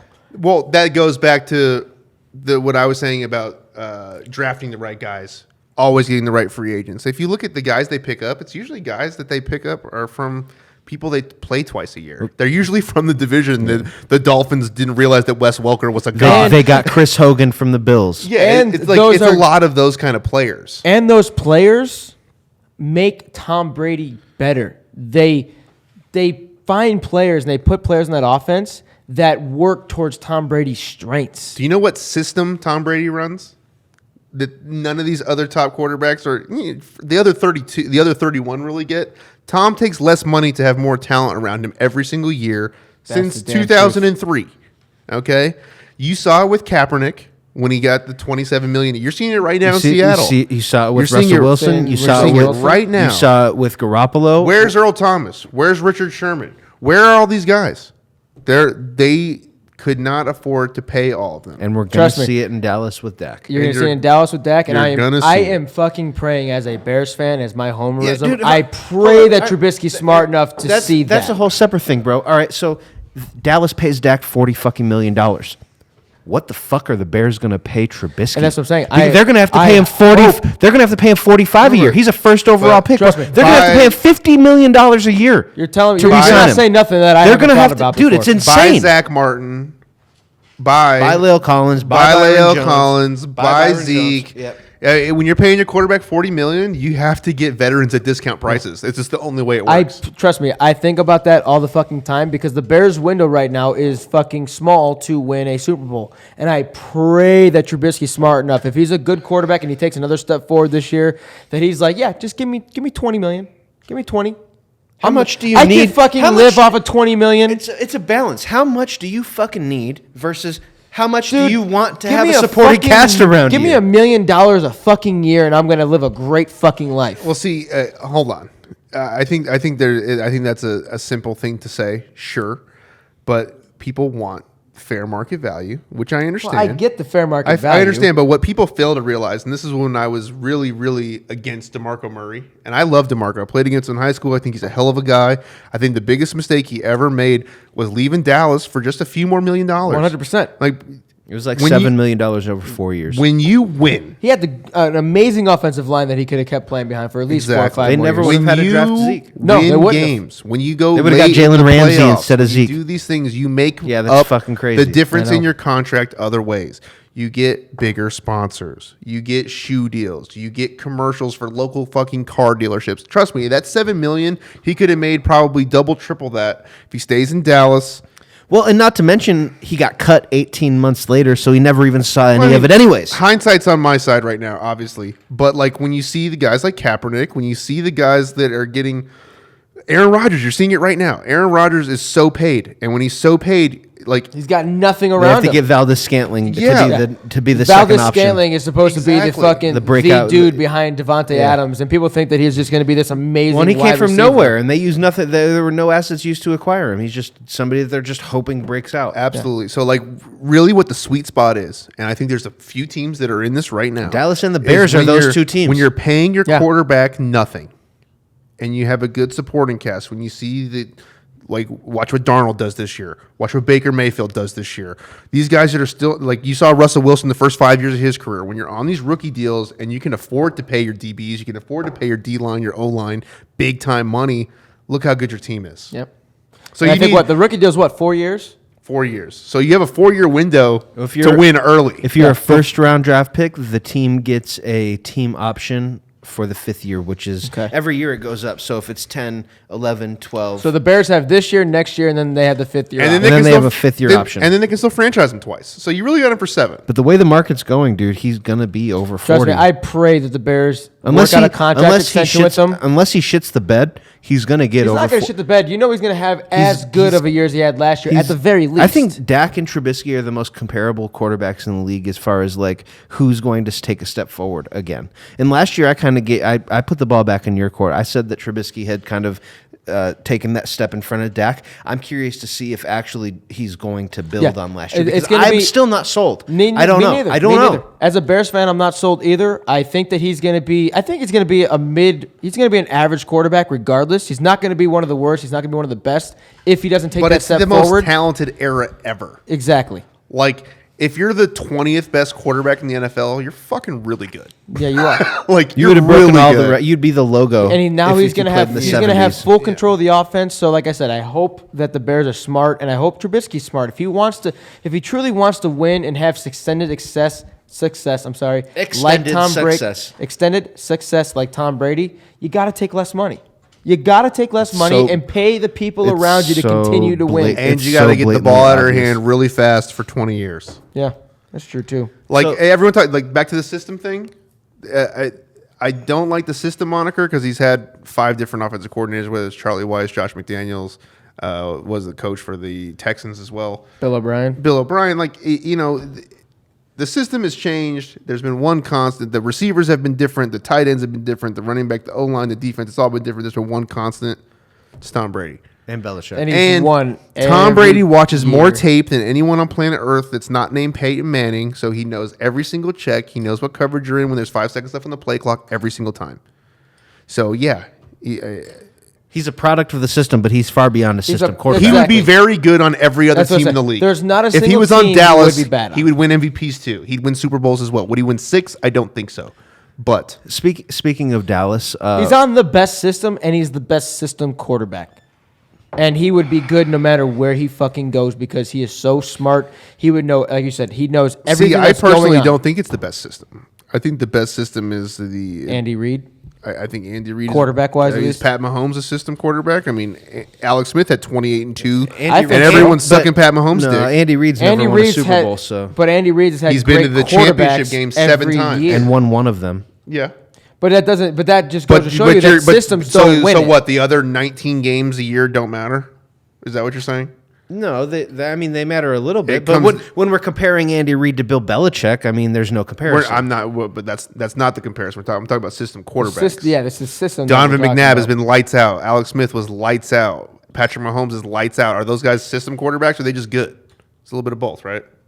Going Yeah. back to the front of Yeah. what I said, I don't know who the fuck who the fuck knows. Like I said, it's a fine line to walk with the whole system quarterback argument. If you like dogs, go to your local shelter and adopt. no shit. I could care less who you So like. so Well, don't fuck those dogs. That's bestiality, and that's illegal. Y'all don't get a letter. Okay. All right, so But just like that, we're back to our old selves. while we're talking about guys that we want on our team, who do you guys have as your fantasy sleepers this year? I know specifically, Jay, you are not a fantasy football player, but I think this week we're gonna get you in a league. I think that's happening. Wait, football league? First of all, no. I think you are gonna be having. I think you're gonna have a team. It's cute you think that. No, I will not be playing in any fantasy leagues, but I do think that the steal of the fantasy drafts this year Cena's going to be so mad at you. will be the rookie of the year as well, and the rookie of the year is going to be N'Keal Harry, wide receiver, New England Patriots. It's very nice. I like him. I think he's a stud. I have this thing where I don't really mess with first year receivers. It generally is year 3 that the rookies generally year 3 that the receivers take their all pro step. So in Dynasty, I love N'Keal Harry. He was the first round pick in our Dynasty draft. In redraft, probably not going N'Keal Harry for me personally. Well, if you look at Julian Edelman's injury history, you look at Josh Gordon's weed history. I think Stay off the weed. I think, and Philip Dorsett is just Philip Dorsett. I think, and Gronk's gone. I think N'Keal Harry is poised for a big year, 75 plus catches. I wouldn't be surprised if he becomes a primary target for Tom. He's instantly going to be a primary target. Well, that's what I'm saying. If you're going to throw it 35 to 45 times a game, and you think he's going to immediately step in and get 10 targets a game? I think it's possible. I think Edelman's by week 7. Edelman's going to be by far the targets leader. But I think the run game is going to be really improved. I think James White on those swing routes is going to widen guys. I think those slant and sits, and I think those goes and those posts are going to. He's going to eat on those all year. He's working off Edelman, Gordon, and that. He's a guy that's physically imposing at. He's a guy that's physically imposing at wide receiver. Yeah, man. He's about as physical as it gets for the position. He wins the 50-50 balls. He beats press coverage. He does the things that, my number one receiver, I want you to win every time I throw it up to you one-on-one. I want you to win in man-to-man coverage, and I think he's going to do that all the time. Dan, give me a sleeper for fantasy. I didn't know this was going to be part of the segment today. But you're a fantasy expert. You won our Dynasty League last year, so I figured I could throw you a curveball, and you not know it's coming. Are you going to hit it or not? I think that I'm going to hit it. I think that Ryan Saran is hating every second of this right now. I mean, he lost. Let's be real. He's not going to watch this deep into the episode, and if he is, just come to me and say number 97, and then I'll know that you watched it. But I know you won't. So and guess what? He lost. So how does second place feel? Ask yourself that. Shade. I do think he's going to win the next 5 in a row personally, but I don't. I'm pretty sure I'm going back to back. He just traded James Conner today. I seen that for some first round picks. I find that highly unlikely. I think he's built for the future. Have you looked at my team? Me, Dan, and Ryan have the top team. I've looked at Ryan's team, and it doesn't look close. Right. He's got the top guy in specific positions. I got great players at every position all the way through. That's the difference between our teams. I have depth. He's got the number one. Okay, well, we'll see. We'll see. But my sleeper pick, and I base this off of our draft that we just had. I don't know what you would consider it. A rookie dynasty draft. Free agent draft. I'm going to go Jason Witten. He just came out of retirement after having a failed stint with Monday Night Football. A lot of people would say you're an asshole for that, but that's a good pick. I just think that with Dak, probably he's gonna come play. Zeke, nobody knows if Zeke's gonna be there. If Zeke's not there, you have Tony Pollard at running back. Well, Beasley's gone, right? So Beasley's gone. Witten is the underneath coverage guy. Exactly. Tavon Austin ain't going to get targets, but Witten's going to. Witten's going to be the check down guy. Witten's going to be the underneath guy. He might get more carries than catches this year. And Witten, man, he's old. Is he going to be the same? Probably not. But even if he still gets his targets, man, he's still good. He's still Jason Witten at the end of the day. I love guys that don't rely on athleticism to be good. He's been this speed since he was at Tennessee. Not much has changed. He's low-key the most saucy person over 245 pounds. Easily. And I think he's going to drop in most drafts because first off, half the people that play fantasy football probably don't even fucking realize Jason Witten's back in the league. And they're going to be taking Zach Ertz, secondly, Travis Kelce. The other ones are going, oh, Dak's the quarterback. Yeah.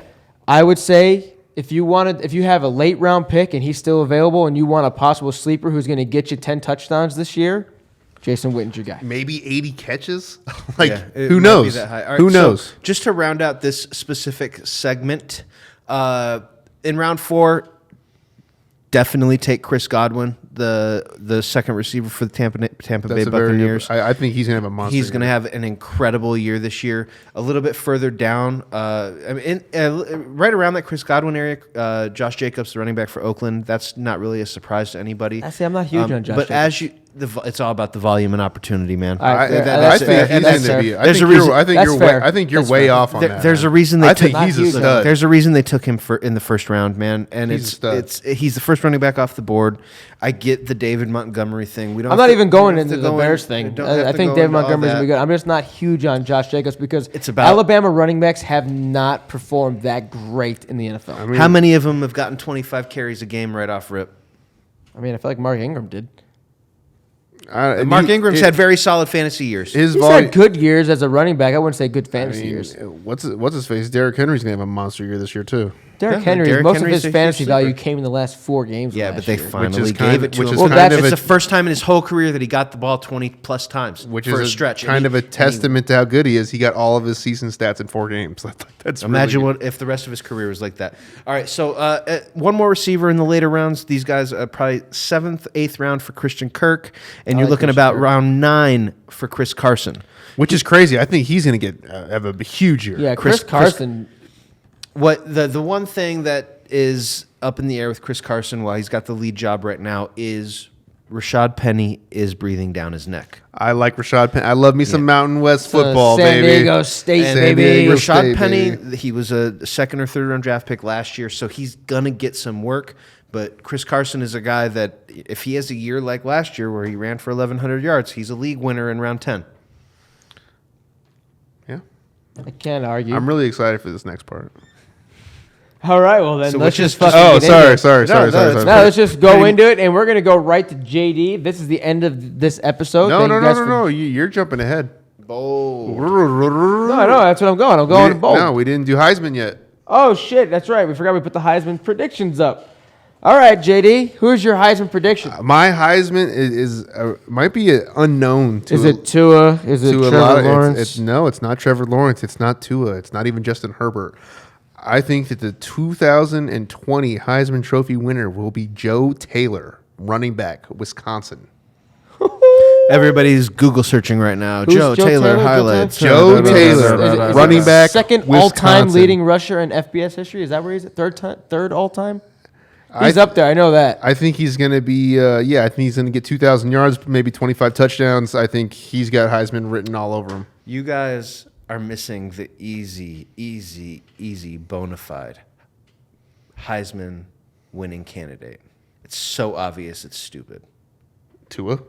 Jalen Hurts. No. I'm not Not putting gonna any. go there. They're not going. There's even no my way. bold prediction wouldn't go there. There's no way they're going to give Oklahoma quarterbacks 3 years in a row with 3 different guys. Yeah. No shot. Is that who you're taking though? Is that where you're going? Yeah. Fuck. No. He said, "Fuck it, I'm taking it." Yeah, we'll argue again in January. right. Exactly. I love Tua too. Obviously, Tua is my super. I think Tua is my super favorite. But if we're taking a guy off the beaten path, I'm going to go with history, and I'm going to take Jalen Hurts in that system. He's experienced. He's done it before. You can make it. You can make a lot of cases for why. I mean, I think is it that's even confirmed he's won that job yet? Yeah, he's the guy. That's I confirmed. wouldn't- He's the I guy. wouldn't. Because I saw a surprise week me. ago that they were still fighting. So Just to go off the beaten path and get away from Trevor Lawrence and Tua. no, make your honest prediction. honest- You don't got to be trying to be cool. 11 hours ago, Being right is Yo, what's cool. Dan. 11 hours ago, But- Jalen Hurts was named captain. But taking the crazy pick Good and for then him. being right is even cooler than taking the fucking like overall a Joe consensus Taylor pick. type, perhaps. Yeah, exactly. Like a Joe. Joe Taylor's a great pick. I'm going to go a little bit crazier than that. I'm going to go Pac-12. And you think that I'm going to go Justin Herbert, but I'm not. DTR. I'm going JT Daniels. I think he has a big. Where did he big transfer second to? year. What? He's the starter for He USC. started for USC. Sophomore, right? Why? Who am I thinking of? The guy from South Florida. I'm like, fuck me. If he transferred, I don't know about it. And I was looking at a if he fucking transferred- asshole. Wasn't that I dude, renege on that Wasn't the for sure. dude at South Florida, JT Daniels, also?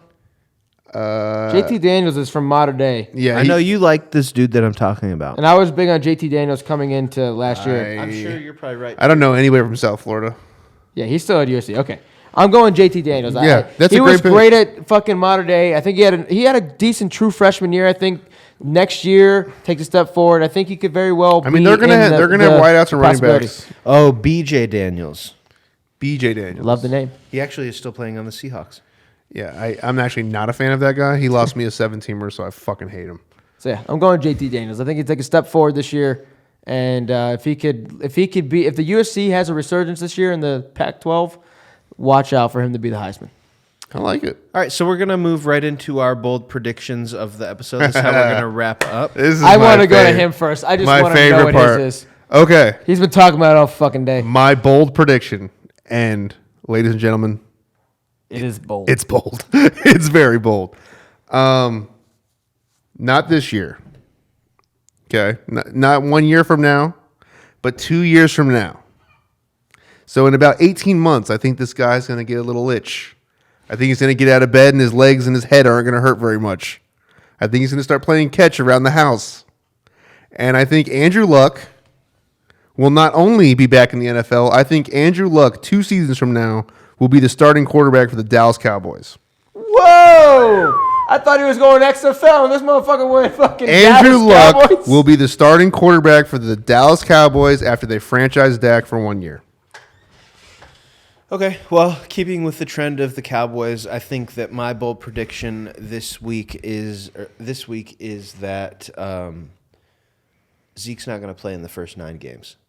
He's going to totally sit out the whole 9, and that he's actually going to sign this extension that they've offered him now, where he's underpaid, The girly one. that he's going to take that same deal and he's going to come in week 10, and even then they'll phase him in week 11, week 10, week 11, week 12 with Tony Pollard, and then come playoff time is when he'll hit the ground running. This is so hard because I love Zeke, but like he's got the off the field issues. There's rumors of the ecstasy use at festivals this offseason. Jerry Jones is the only guy that defended him this entire time through this entire process, and now that's the guy he's trying to stick it to. It just doesn't make sense to me. Yeah. I think he might be right because he's going to have to give up his whole season check if he doesn't play by week 10. Day by day, I keep getting further removed from supporting Ezekiel Day by Elliott. day, we just get further. And not to mention, I love Zeke. He's about a cheeseburger away from being overweight. He's also way down this year too. His weight is? Way down. Okay. Well, years past, I'll say. Then. Sure. Okay. Is it on me? Yep. Your bold prediction, My Dan. bold I'm excited for this. My bold prediction is that within the coming week, there is a trade that happens in the NFL between the Indianapolis Colts and the San Francisco 49ers that sends Nick Mullins to Indianapolis, and Nick Mullins ends up taking the Indianapolis Colts to the playoffs this year. Whoa. Well, that really goes hand in hand with you not having them win the NFC South. So look at both Or of AFC South, excuse me. That's a bold prediction. both of your things are bold because the trade is bold and the playoffs are bold. It's a double bold. That's bold squared. Bro, I can't believe that you're taking away from the 3 games that Nick Mullins played last year and thinking he's instantly better than Jacoby He played in like Brissett. 13 games last He was year. 3-5 last year in 8 games. Versus I thought he played. pretty good team. I thought he played in like 10 plus. And Nah, it you was think 8. that he's better than Jacoby Brissett?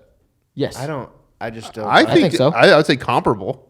Okay, but why? Dude, why Nick would Mullins you? Why looked would really good in a lot of those games. But why would you give up assets if you know you're going to suck? Wait, which side of the argument are you talking about? Indianapolis? Yeah, why would they? Why would they I don't think trade- Indianapolis thinks that they're going to suck if they can get a quarterback that's competent. I don't think that they're ready to tank. Bro, I Yeah, really- neither do I. they have a quarterback that's competent in their mind. I don't think they think Jacoby Brissett's all right, the answer. But what I'm at their saying is quarterback. because you think that doesn't mean that they don't think. Like, Well, I mean, obviously, that's why it's a bold prediction. Why are we critiquing bold predictions? I don't know. It's bold. It's a You're bold right, prediction. you're right. I don't see that. If one thing I can guarantee, the Indianapolis Colts have already contacted the 49ers. I didn't get shit on it all for I know, no mine's shit, right? outlandish. Fucking going to the Cowboys because he wants that to happen. No, The Colts have already contacted. That This scares has me been too. reported that the Colts have already contacted the 49ers about Kyle Shanahan has already said that they're keeping C.J. Beathard and Nick Mullins on the roster. The only reason you're going to keep 3 quarterbacks is if you're going to try to get rid of one of them. Well, for some draft capital or something. But of course, the Colts have to do their due diligence, man. They just lost their quarterback. They have to find a replacement. Yeah, and Jacoby Brissett, they've already played with, and he's already been a starter, and they know that they're not going to play the playoffs with him. Like, even if Jacoby plays pretty good, they're probably looking at, 4 or 5 wins, probably. Most likely. Even if he's good. Nick Mullins came in last year as a practice squad quarterback that didn't get to practice with the first team or second team or third team at all and won 3 fucking games out of 8. Versus good NFL competition. You give them an entire year of training camp. That's nothing compared to off season. Nah, I'm telling you, man. Nothing compared to what Cap did. Colin Kaepernick? Yeah. He was What now? second Do you team. see what I'm saying? What are you I saying? don't see what you're saying. I'm interested in this now. Nick Mullins went 3-5, but that last year that Cap was there, he had a winning record in the games that he played. No, coming he did off not. the bench. He went over, and he broke a NFL record. He had more sacks than passing yards in a game. But he was also wasn't he also 16 touchdowns, 4 interceptions? With Yeah, the, that's with the the- lowest QBR ever because he threw threw it it away away 70% of the time. No, he had 30% throwaways. It was the highest throwaway rate way ever. over the top. I on don't. Nick I think Mullins. that people are underestimating what Nick Mullins can do. Nick Mullins is better than Colin Kaepernick. I'll say that on the record for sure. 100%. I think if people Y'all you're are talking about a insane. quarterback that came in with no NFL experience and no practice NFL experience. He didn't play with the first team or the second team or the third team. He was an undrafted rookie out of fucking Southern Miss. Southern Miss. Cap was a second or third round pick, and he played in the Undrafted Super Bowl. third round pick with the greatest one of the top 5 defenses So you of all think time. Nick Mullins is like Tony Romo? Is that what you think? 100%. I think Nick Mullins I could very think easily be I Tony think Romo. Nick Insane. I think Nick Mullins has an extremely high ceiling. It's I whether think he that gets he's a like shot. Case Keenum at best. No. I mean, on. that's still pretty good, bro. Like that's It's NFC. not good enough to lead the 49ers. That's NFC Championship. We don't good. even What do know you mean? if Jimmy G is going to be as good as some people think he's going to be. If he comes out and 1 gets injured again or 2 does not perform, Nick Mullins will start. Mullins is going in. He will start. Guarantee that. They'd be more willing to just shop CJ. That's what I'm Beathard than saying. Nick If Mullins. watch the Colts give up a second round, third round pick to San Francisco for Nick Mullins, he I will don't be think the it'd be. starter day one. I think I could see like 2 5s or something like that. Whatever the yeah. the They- trade is. second, third round's way too high. I would say right now. And with T.Y. Hilton, with Marlon Mack, and all the weapons, Jack Doyle, and all the weapons that Indianapolis has on offense, Don't forget my boy Naheem Hines. and Naheem Hines. Dude, if Nick Mullins went there after a year's worth of fucking training with an actual NFL team, watch out. Watch out. He will be. I think it's a good fit. I whether that happens is like that. It's bold. That's why it's a bold prediction. It's a double bold prediction. But yeah, I mean, I hope it happens because it'd be cool because I'd be right. But I'm pretty confident. Andrew Luck, Dallas, 2 years. And then, so that leaves us, boys. As long as they don't sign Dak, I'm cool with that. If they sign Dak and then cut him to sign Andrew That Luck, would then be there's going to be so fucking much shitty. dead cap space. No, you just you franchise him for a year and you're good. He plays out this year. You franchise him next year. He's gone. Hits the open market. Andrew Luck's sitting right there at $22 million. And you get a compensation pick for Dak leaving for $40 million. Easy money, man. It's a no brainer for It's me. not hard. And not. guess where Andrew Luck played his high school ball? Texas. There you go. Next question. Well, next question would be today's biggest piece of shit. Which, JD? Is would it you like- Antonio Brown for the 14th consecutive week? It could be. It very well could be, but it is No? not Okay. Antonio Brown No. this week. Oh, you want me to say it? Yeah, it's Oh. you. That's all you. Okay, set me up one more time. Today's biggest piece of shit of the week. Is BJ Penn. Getting knocked the fuck out by randoms at a bar in Hawaii. You know it's bad when you're a fading MMA legend. Legend. Hall of Famer. You can't. First ballot, all Cena that. would probably put him on his fucking Mount Rushmore. You can't- Top 5 fighters. Here's how you Well, know. Conor McGregor's not there. Here's Fuck how you off, know. Cena. Here's how you know BJ Penn's washed. No longer can he win in the octagon. Nope. He can't even win in the street. No. His face looks super swollen, man. I So- kind of felt bad. It was like, did you guys watch when Chuck Liddell and Tito Ortiz fought when they That were was like, they had awful. no That neck third movement. fight or whatever it was. it was, They were literally fighting in a phone booth. it was so sad, man. Tito couldn't even move his neck. He was like, he was like Michael Keaton's Batman. He had to to look and talk to you. He couldn't turn his neck. He'd have to move his whole This body. is a terrible bat suit. Yeah. So we like to have a little bit of fun with these, and I only saw the picture. Do you guys know the story behind this? Apparently, so the story that came out afterwards is that this dude was egging on BJ Penn at the bar in Hawaii. You said it all fucking native. Hawaii. Hawaii. You put the apostrophe on it and everything. The fuck is this shit? We're in the middle of something, damn it. We're busy, Nicole. Oh. Gotta go. Nicole's on the podcast. Hi, Nicole. Hi. We're filming a podcast Yo. right now. You look ridiculous. Is that a Olivia? filter or is that paint? Yeah. It's a filter of paint. You know, you could just get on Snapchat and you won't have to paint your face. They actually make filters like that now. I'm going to call you guys in 5 minutes. I'm going to call you in 5 minutes. We're finishing up. Goodbye. So, yeah, I mean, where was I at? Oh, yeah, so he was in Hawaii and... Hawaii. Hawaii, apostrophe. And apparently this dude was like antagonizing him at the bar, trying to get him to fight. And if you watch, there's two videos. The first one is him saying, "Hit me, bro," or some shit like that, or just punch me. And then he punches him, knocks him the fuck out, you know. And he drops. He gets up like 2 seconds later. And then the next video is apparently he kept following him because he was mad that he got knocked out. And then he he ground and pound. BJ Penn got smashed first? BJ Penn got knocked out first, and then BJ Penn tackles him afterwards and starts grounding and pounding him. Wow.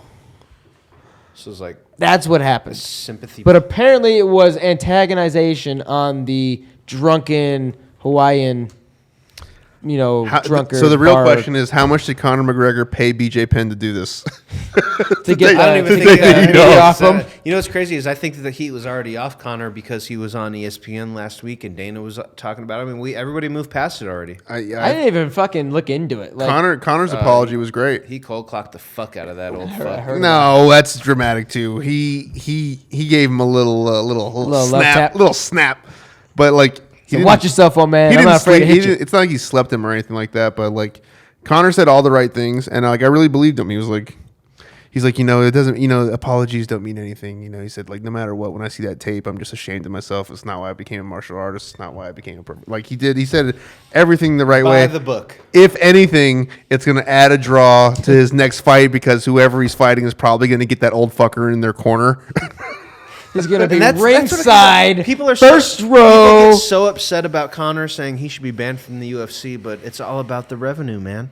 And he makes a lot of revenue. It's all about the dollars. I would watch Connor fight a fucking grocery If they bag. told me he was fighting next week, I would buy it. No questions asked. If he was fighting the old guy, I'd be trying to get front row tickets. Yeah. It's He's exciting to watch. It is what it is. Accept it for what it is. But yeah, BJ Penn, biggest piece of shit of the week. Like, dude, you're a fucking UFC Hall of Famer. You can't be getting knocked out by randos at the bar.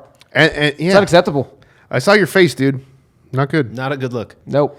All right, so that's going to conclude episode 2, season 2, our 15th installment of the Grip It and Rip It Sports podcast. We'd like to thank our special guest and wonderful host, Mr. JD Buonantony. Thank you guys for having me, man. As I always, love coming man. in here. I could talk sports for hours. We fucking love it. It sucks this is only a 90-minute show. I know, no I shit. could do it all day. We should probably just put them on, and like every other episode. And we're gonna have you back here in and here out. I'm sure we'll have you back against our will whenever you just want to be on. And we'll be sure to belittle you and actually make a comedy sketch against you next time. In October, I have a co-venture going on with Rolling Sevens and Talk Too Much Entertainment.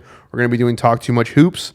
So I would like to. Hopefully, we can talk basketball in We just October. get like a And six-person any podcast going. type you guys would like to grip and rip hoops and talk too much, just Let's let us fucking know. Yeah. Okay. The We'll big come and tag- crossover episode. you know? Yeah. We'll come on and wreak It'd be like havoc on you and Cena. It'll be fun. Simpsons and Family Guy. It'll Hell be yeah. an epic matchup. That'd be great.